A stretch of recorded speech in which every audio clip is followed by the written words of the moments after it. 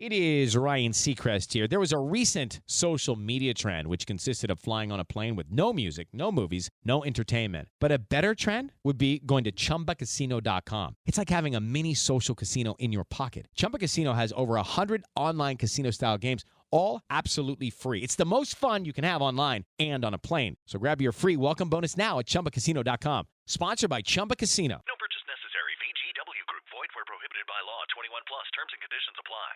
CBS Radio Mystery Theater presents...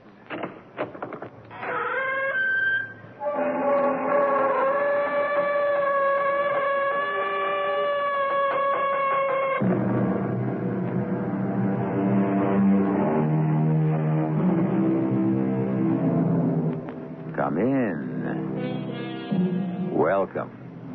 I'm E.G. Marshall. There's a phrase going around nowadays used promiscuously by various people, meaningful relationship. Relationship means connection. Meaningful doesn't mean anything at all. It's not even in the dictionary. Meaningless is there, but not meaningful. It's a word devised out of desperation, not because our richly endowed language has need of it, but to avoid facing the possibility that all life threatens to become meaningless. I used to be alive, you know. You did? I'm pretty sure I was. When was that? Quite a long time ago. What was it like? I can't seem to remember.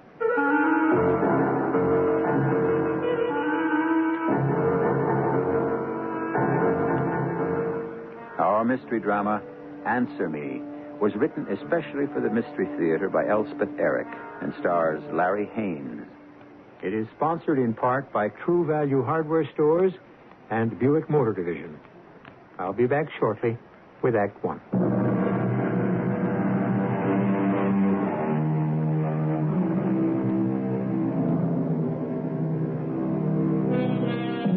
Do you look at the people you pass on the street, or do you simply walk on by? Do you smile sometimes, or stop to pet their dogs? Do you say, nice day, or some weather? If you do, you've made a connection, a relationship. It may end right there, but you've made it. The story we're about to bring you begins with a lone man walking down a street in a large western city. I'm only pretending to be alive. In my nice gray slacks and my nice blue jacket and my nice black loafers, I trudge down this strange street. Now and then I turn my head to look at my reflection in a store window, and I think I recognize myself. I'm not positive. Anyone who'd speak firmly enough could persuade me otherwise. I stop at every red light and wait patiently for it to turn green. I look like and I behave like your average dutiful citizen. But I'm really dead, and I know it. It's part of the pretense that makes me turn and enter the bar. A grubby little place with no customers, just a large, empty-faced man performing the usual bartending chores, polishing the glasses, wiping the counter. I sit down on one of the stools and sneak a look in the big mirror. There's nothing out of the way there. I look like any man who stopped off for a drink at 11 o'clock in the morning. Yes, sir. What'll it be? A scotch? Any special brand? No, whatever, any kind. Soda? Water? I guess water. Mix it for you? Please. Hey, Thanks very much, thank you. that's okay.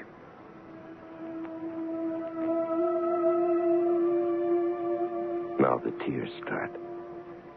Even before I lift the glass to my lips, a flow of tears rolling down my cheeks as I sit there silent, helpless. I hadn't known till now how complete, how profound is my despair. You don't want that drink. Oh, yes, I want it. You don't have to drink it, you know. Well, I have to do something. You're not used to liquor, are you? Oh, I've done some drinking. Not much. I can tell. Why don't you go on home? No good. Your wife will be worried. My wife's dead. Oh? It's not what you think. She died 5 years ago. Still? 3 weeks after we were married. She came down with polio. Tough. You know, she lived for 10 years, and then she died. It was a hell of a 10 years, if you really want to know. I can imagine. Oh, there's a customer. Hey there, Mr. Vincent. He's one of my regulars. Stops in for a beer, that's all. How's everything with you, Mr. Vincent?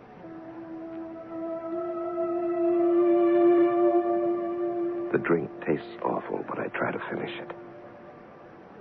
Thoughts of Helen dart in and out of my brain, little flashes of piercing light gone before I can identify them.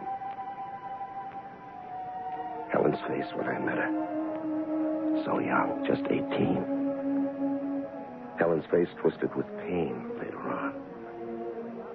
I hear her screaming at me and me screaming back.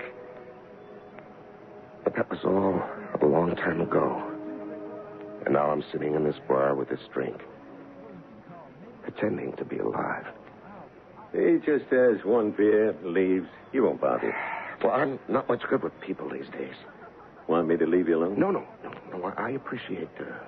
You see, I wrote a book. You did? Yeah, it was published, actually. Yes, Yeah, I wish I could write. but it wasn't reviewed. You mean like in the papers? No place. Nobody paid any attention to it. It was ignored. Well, how can they do that? Well, there's only so much space and hundreds of books. Wasn't considered significant enough to give it any space. You shouldn't take it personally. Well, what other way is there to take it? Well, I don't know. I'll tell you what. What? It's just a suggestion. Why don't you get the heck out of town? Go where? Who cares? Any place. Mexico, Hawaii, Canada. Just go. And do what? How should I know? Just go. It's something to do. Better than sitting in some bar, the state you're in. Mexico, huh? Sure. Why not? You got some money? Yeah, some. So go. But watch out for the tequila down there.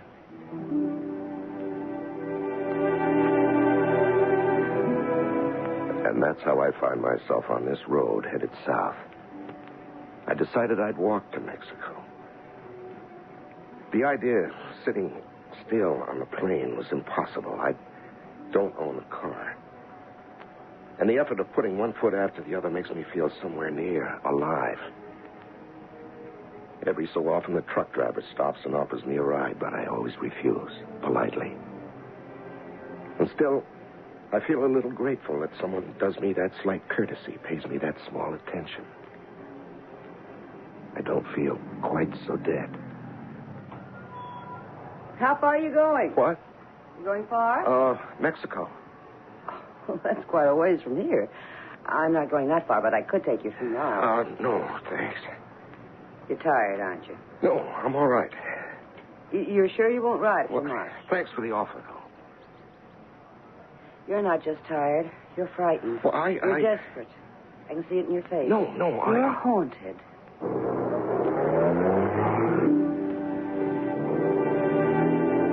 She drives off. I stare after her. I say the words over to myself. Frightened, desperate, haunted. Oh, it's true. It's all true. Why haven't I been able to say it to myself? Why did it have to be this woman who... I'm running down the road fast as I can, breathing hard, trying to call out to her. Now, all at once, I see a car. It's stopped by the side of the road, and I see her get out. She's a woman about my age, dressed in yellow, looking quizzically at me as I get near her. Changed your mind? If it's all right. Sure, get in. Come on, shove over. Yeah. Very kind of you to stop. I knew you'd reconsider. Oh, how did you know? The way one does sometimes. Only you don't know me. You feel like telling me your name? Paul. Mine's Sylvia. That's enough conversation for now. It's hard for you, isn't it? Well, you're the first person I've talked to in a month, except for a bartender. You don't seem to me to be a drinking man. Well, he's the only bartender I've ever talked to. I won't ask you any more questions. Thank you. Instead, I'll tell you all about myself, all right? Yeah, all right. My name is Sylvia. I'm 38, and I have a daughter named Susan. She's 18. We live in the Free Life Commune, not far from here. We moved in there when my husband left me 10 years ago. I write poetry when it occurs to me to do so. Otherwise, I just live.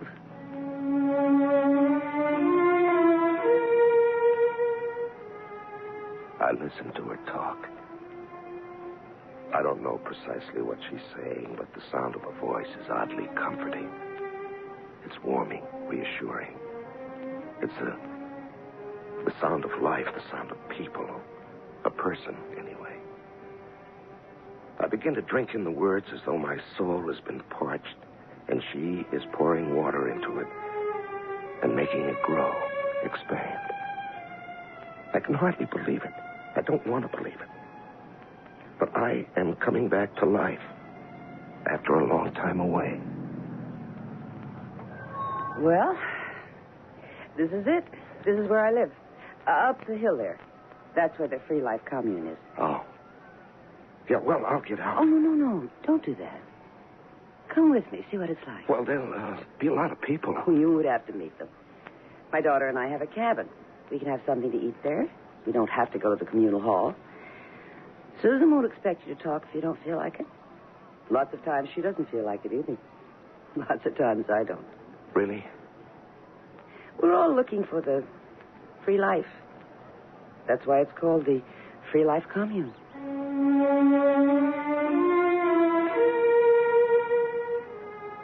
Something inside me has surrendered, and the woman Sylvia knows it. I haven't given consent, but I have consented. And nothing in me resists as she turns the car into the side road and goes up the hill and turns again down another dirt road, then another, and then another, and stops in front of a cabin built, not too expertly, of logs. She says nothing, and neither do I as we go inside. Hungry? No. I know you're not a drinking man, but I think a glass of wine might be a good thing. Yeah, it might. And I want you to meet my daughter. Susan. Right. We'll all have a glass of wine together. Can I help? No, you just sit there. White wine or red? I don't know. Okay. Red. There we are. You wanted me, Mother? Yes, dear. I want you to meet somebody. This is Paul. Paul, this is Susan. Hello, Paul. Susan. We haven't got a thing in this house to munch on. Paul's not used to drinking, and if he doesn't get something into his stomach, he... Oh, you want me to run down to the commissary? Oh, no. You stay here, I'll go. I want to get something for dinner anyway. We're eating in the cabin, just the three of us. I'll be right back. You want to pour the wine? No, you do it. Okay. You're very pretty. Thank you. You're 18, your mother said. Uh-huh. Here's your wine. It's cheap, but good. Thank you. I stare at her. She's sipping the wine, not looking at me. Something is bothering me, but I don't know what it is. I don't know what I'm doing here. I don't know who these women are. What is it? I don't know. What is it? Something's wrong. Something is strange. Something is incomprehensible. My hand that holds the glass begins to tremble. I know. You all right, Paul? What? You're not drinking your wine. Oh. What are you thinking? How did you get here? I live here. No. I mean just now. I mean when you showed up just now. How did you get here? Well, through the woods. There's a path. No. I mean, how did you happen to walk in at just that minute when you did? My mother called me. No, she didn't. I was here. She didn't call you. She just said she wanted me to meet you. And the next thing I knew, you walked in. She didn't call you at all. Oh, you mean she didn't say, Susan, come here? She didn't say anything. I know. I was here. Oh, Mother never calls me that way. Well, there's no other way. What other way is there? She thinks it, and I receive it. Are you talking about telepathy? Telepathic communication? I've heard of that, but... Well, if you have to give things names, I guess that's what it is. Come on, drink your wine. Mother's on her way back. Have you ever felt that your telephone was going to ring a split second before it actually rang? It's happened to me and to some others I know. Was this because you ardently wished that it would ring? Or was it because some faint electrical impulse in the wires reached you? Or was it because the caller was thinking intently about you as he finished dialing your number? Frankly, I don't know. Perhaps it was for none of these reasons. I'll return to you shortly with Act 2.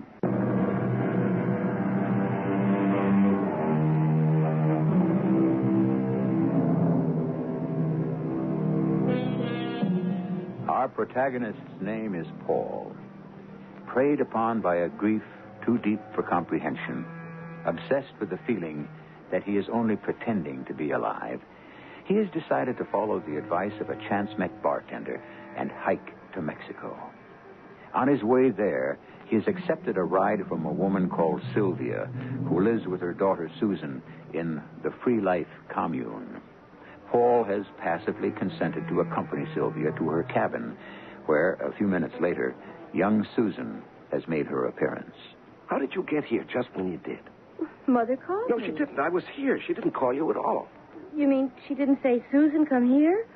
She never calls me that way. She thinks it, and I receive it.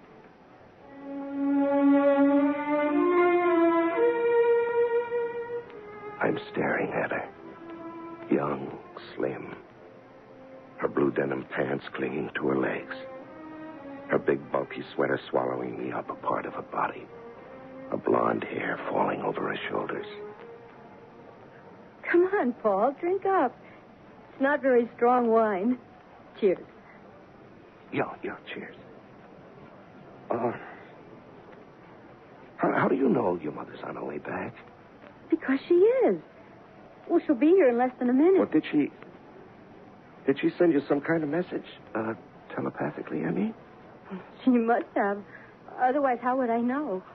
Yeah, well. Suppose she doesn't come back in less than a minute. But she will. She's here now. No, she's not. All I could get for dinner was chipped beef. All right. Oh, fine. Paul? What? Do you like chipped beef on toast? And we have some apples and cheese, I think. Anything, yes. Huh. Is this my wine? Oh, I'll pour you some, Mother. That's Paul. Sylvia. Yes, Paul. When you were at the commissary, Susan and I were talking. I couldn't understand why she came back when you hadn't called her. Not really called her out loud. Oh, that. Yeah, and she said there was some kind of telepathy between you, telepathic communication. Susan said that? I didn't say that. He said that. Yes, that's true. But there has to be some kind of explanation, doesn't there? And later on, she said you were on your way back from the commissary. You'd be here in less than a minute. And in less than a minute, you walked in. Oh, what of it? You send mental messages to each other? Is that it? Oh, something like that, I guess. Yeah, well, how is that done? I don't know. Well, you must know. You must know. Why must I know? Well, because. Haven't you thought about it? Don't you wonder about it? Look, Paul, when Susan's father up and left us, and I had to go to work. Susan wasn't able to look after herself. I couldn't afford someone to look after her, so I had to do it myself. I couldn't take her to the office with me, or the bookstore, or the library, wherever I happened to be working. So I had to look after her some other way. And that's how it came about. Whenever I felt she was doing wrong or was in some kind of danger, I sent her a message. You told her what to do? Mostly what not to do. And she always knew? I mean, she always got your message? No, not at first. But when I got home at night, I had to scold her. Or punish her in some way. And pretty soon, it started to work, and it's worked ever since. Hey, let's have some more wine. What do you say? And let's open up a jar of olives, the good Spanish kind, okay?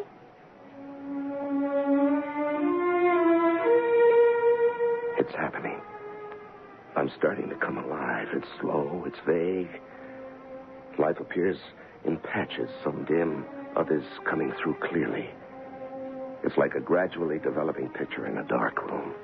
I feel my body. I hear my voice. I want to say things, and I don't care if I say them badly. I go back. I repeat myself. I don't mind. They don't mind. I talk about Helen. I talk about her illness and her death. I talk about my book. I talk about writing it, and I talk about watching it fail. I talk about everything. I hope now and then I'm not boring them, but I don't really care. Just as long as they let me talk. And there was never a word about it in the book review sections, you see. Not one word. At first I couldn't believe it, but then I had to believe it, and that was that. Well, still in all, you wrote it. Yes, but... Well, that's more than most people do. Yes, I know. Was it hard? Yeah, sometimes. Was it fun? Sometimes, yes, sometimes. Well, then. And it was published. It even sold a few copies. That's nice. I'm coming more and more alive. I'm starting to remember all the movement of my life. And all the pauses, too. All that I've lived through, all the things that haven't quite killed me. Susan is just the age Helen was when I married her. They look nothing alike, but I don't know what it is. Youth, maybe. But more than that, much more than that.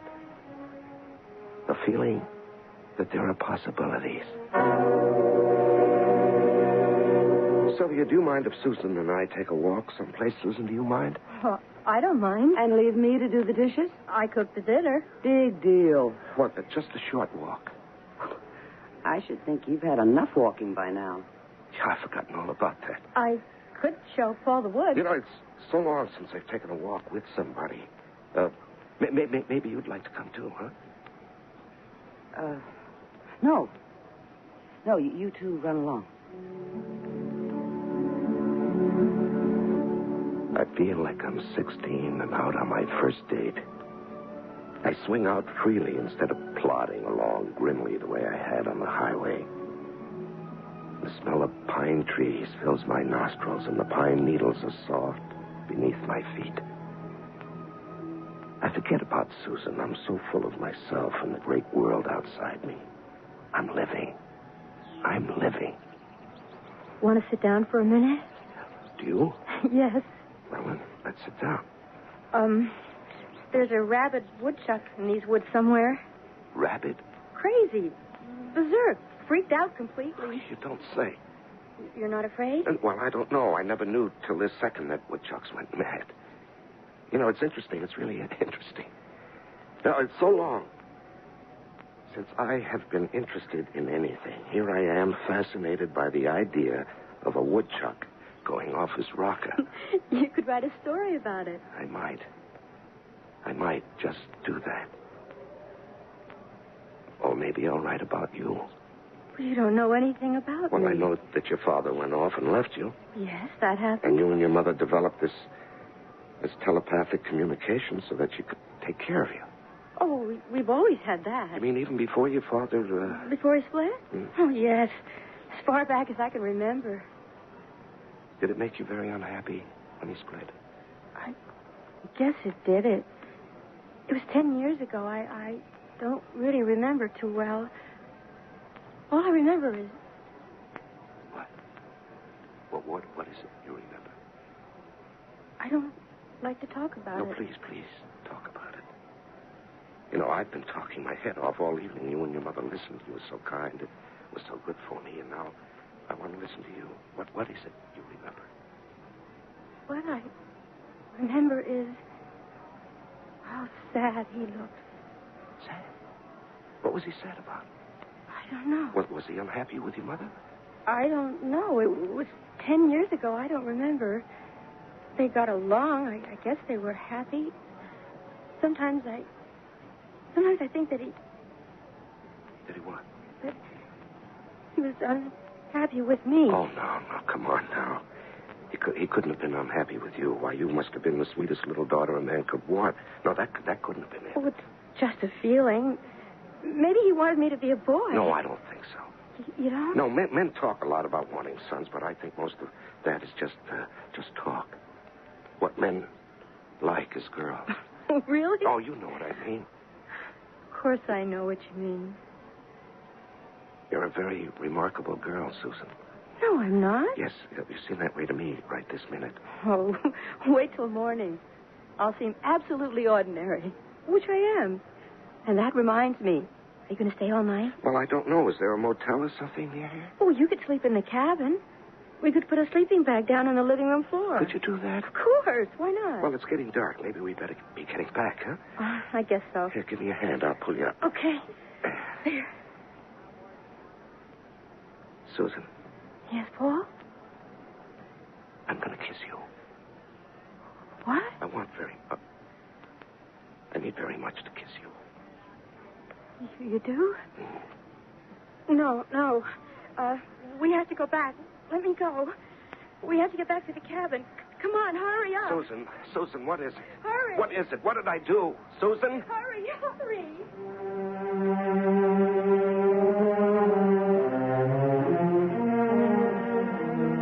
Relief from deep depression is greater than relief from the grimmest physical pain, and 1,000 times harder to achieve. Indeed, it cannot be achieved at all if by achievement we mean conscious effort, contrived artifice. It comes, or seems to come, by chance, by a miracle, as though from heaven. I shall return shortly with Act 3.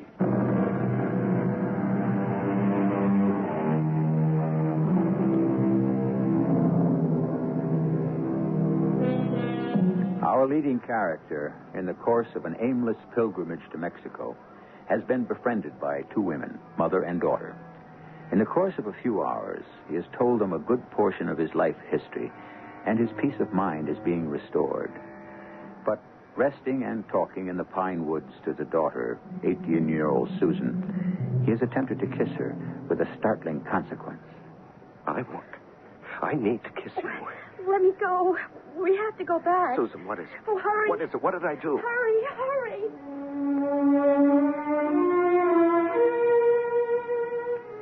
I get back to the cabin and everything is just the way it was before. Sylvia gets out a sleeping bag, puts it on the floor, and I crawl into it. It's very quiet. I hear a soft wind through the trees. The movements of small forest creatures. The shrilling of cicadas. I'm warm and comfortable and content. But in a crevice of my mind, there's a doubt, a perplexity. Why had young Susan broken away from me so abruptly? Surely she knew that I meant her no harm. I'd had no sinister intent. I'd wanted to kiss her from an impulse of pure gratitude and affection because she was young and uncomplicated. And I'd begun untangling the snarled threads of my life for me.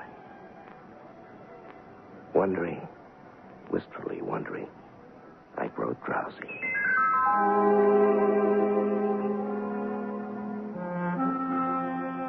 It's morning. Time to get up. Oh, yeah. We get up early here. Yeah, that's fine with me.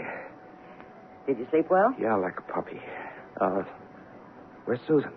I sent her into town to do some errands. Oh, when'll she be back? Well, I don't know exactly. Oh. Sylvia,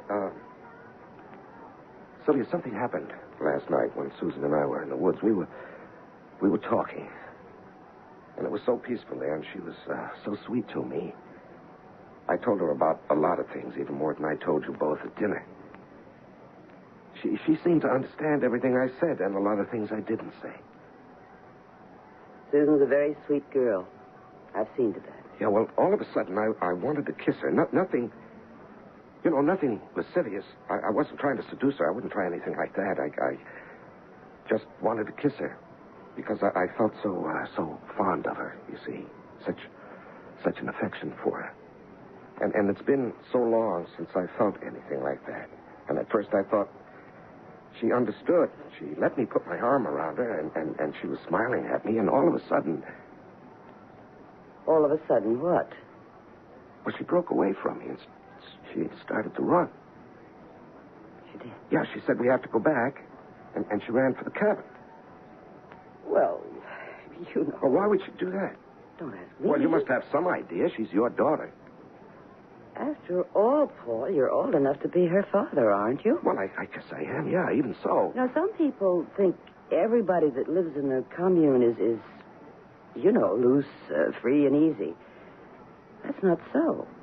This is a group of serious artists who are dedicated... Well, I never even thought of anything like that. I never thought Susan was Well, I just never wanted anything like that. And she knew I didn't. I'm sure she did.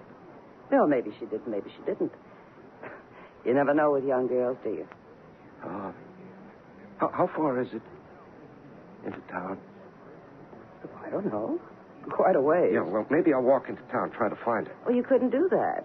She had a lot of errands. You would know where to look. Well, anyway, I think I'll try. Paul. Now, what?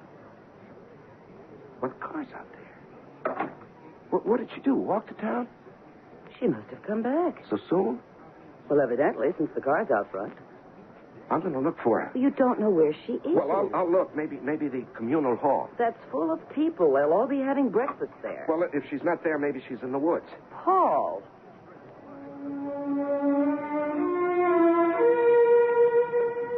Why can't I simply wait in the cabin for her to come back? Why do I think it's so important to find her and find her now? What am I going to say when I see her? How am I going to explain? The sun is up full. The scent of pines is in the air. The birds are full-throated. There are people going about their business, whatever it is, in this place. I wander again into the woods where Susan and I walked last night. And then... Paul! Susan, I've been looking for you.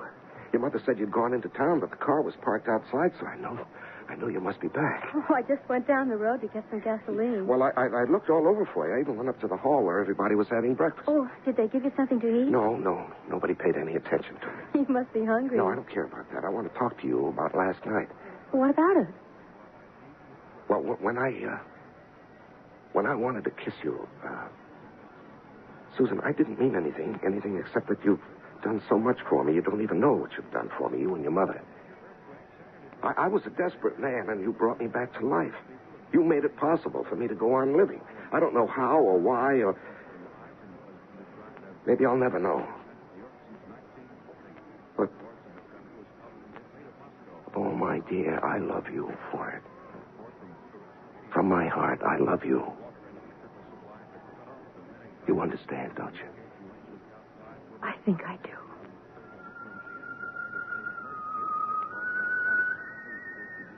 I take her sweet face between my hands. I look into her clear eyes and bend my head down toward hers. A flood of tenderness surges through me. Such a devout desire to express my relief and my thankfulness. I feel that I've entered into some sort of state of grace, and my heart is overflowing. My face comes closer to hers. The woodchuck! Oh, there's the woodchuck. What? Oh, the rabid woodchuck behind you. Run, Paul, run! Susan! She's out of my arms, running like a wild thing through the woods, while I stand dumbstruck and miserable. I look behind me. I look all around me. There's no woodchuck, rabid or otherwise. My head is swirling with an indefinable sensation. I go back to the cabin. I get there just in time to see the car drive off with Susan at the wheel. Hardly knowing what I'm prepared to say or do, I open the door of the cabin and go inside. Back so soon? Yeah. Where did you go? Oh, just here and there. Did you find Susan? Oh, yes. Everything all right? I don't know. She's very young, Paul. She's 18. That's young. Yeah, you're probably right. I don't know. Maybe she misunderstood me. Probably. Yeah, but you don't misunderstand me, do you, Sylvia? In what way? Well, in a man and woman way. What are you talking about? I'm talking about making love to you. You don't mean that. Oh, yes, I'm thinking about it, and so are you. I am not. Of course you are. How long ago did your husband leave you? 10 years? You've lived 10 years with a growing child and no man. Why wouldn't you be thinking I about don't like this conversation. Let's change the subject. No, I won't. You know, you've done a wonderful thing for me, Sylvia, letting me stay here, letting me talk, unburden myself. I've carried such a weight on my heart for so long, and now it's been lifted. You're carrying a burden, too, and I want to lift that if I can. I don't know what you're talking about. I'm going to come over and put my arm around you and kiss you. Not the way I try to kiss your daughter, the way a man kisses a woman. Now look at me. Paul. Close your eyes.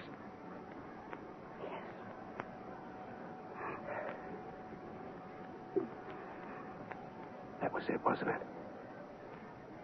That was what you wanted. I don't know. Of course you know. Of course you do. Maybe I do. You know, last night, when Susan and I were in the woods, it was you who called her back, wasn't it? Yeah, and this morning, too, wasn't it? Yes. Tell me, have you always dragged her back to you every time a man got too close to her? Yes. You've always had this control over her, haven't you? Since the day she was born. Sylvia, you have to let go. I can't. Of course you can. What would I do without my child? What else is there? Oh, you'll think of something. A woman like you'll think of something. She's still sitting there as I leave. I can't read the expression on her strong and lovely face, but behind that furrowed brow, I know a powerful mind is at work. She'll be all right, I say to myself. And I start down the highway by which I'd arrived at the Free Life Commune. Only this time, I'm walking north, back to where I started from. My steps are quicker now. I feel I have a purpose, though I don't yet know what that purpose is. And then I hear... Paul, Susan. you were leaving without saying goodbye to me? Well, I just thought it was time for me to go. I'm sorry I acted the way I did in the woods. You didn't really see a rabid woodchuck, did you? I thought I did. No, there wasn't any woodchuck. Maybe there never has been. Well, anyway, I'm sorry. And I'm sorry you're leaving. Well, it's time. Paul, Mm-hmm. do you know what I'd like? What would you like, Susan? I'd like to kiss you goodbye. Would you? Come closer to the car. Stand right there. Like that. I want to put my arms around you and hug you and give you a big kiss. All right. There. I love you a lot, you know. I love you a lot, too. I watch her drive off down the highway. I feel a few sudden tears in my eyes. Dear girl, dear little girl.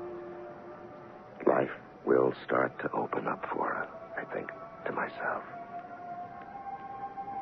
And involuntarily, a tiny prayer finds its way to my lips. Be kind to her. Oh, be kind.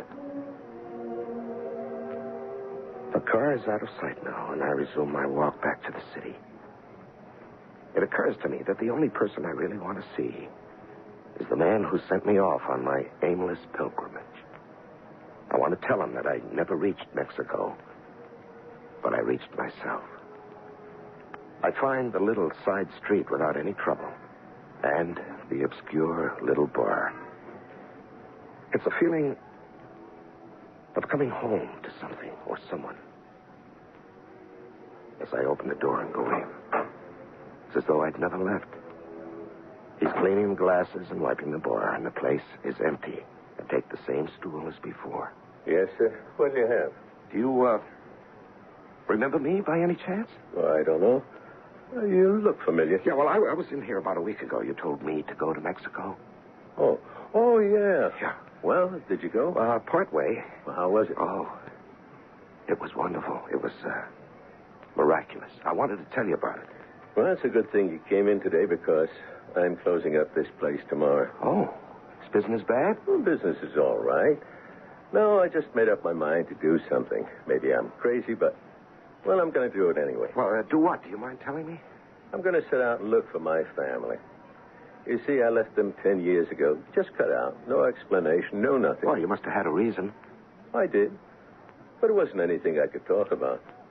You see, my wife, she made me feel like an outsider, like I wasn't necessary. Not even important. Like I was, in a way, real.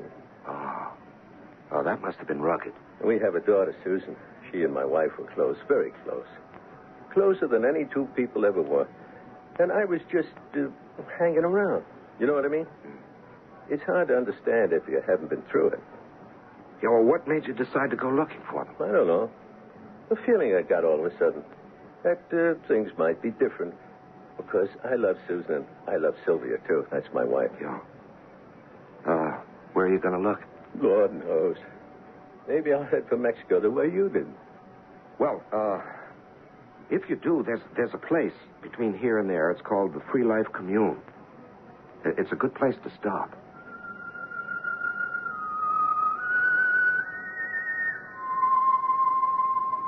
I have to get a job now.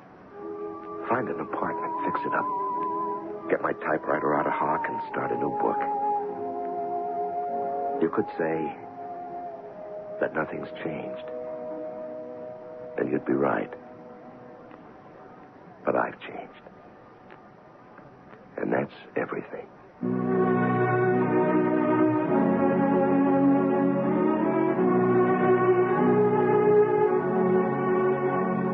He's right, you know. To change oneself is everything. But oh, how hard it is. To change one's address, clothes, occupation, or friends.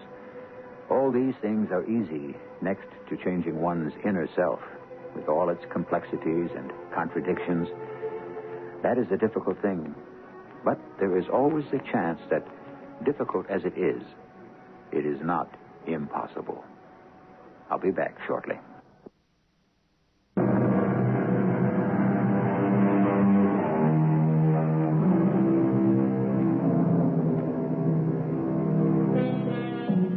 I suppose this has been a story about mind control. What else could it be? Not that I know how one mind controls another or even influences it. But no one can deny that all our impulses, as well as our inhibitions, all our aggressions, as well as our retreats, all our resistances, as well as our surrenders, all take one form or another, depending on the waves of thought sent to us by all the people we have loved and who have loved us. No man is an island, the poet said. And no mind is an island either. Our cast included Larry Haynes, Joan Lovejoy, Rosemary Rice, and Dan Ocko. The entire production was under the direction of Hyman Brown. This is E.G. Marshall inviting you to return to our Mystery Theater for another adventure in the macabre. Until next time, pleasant dreams.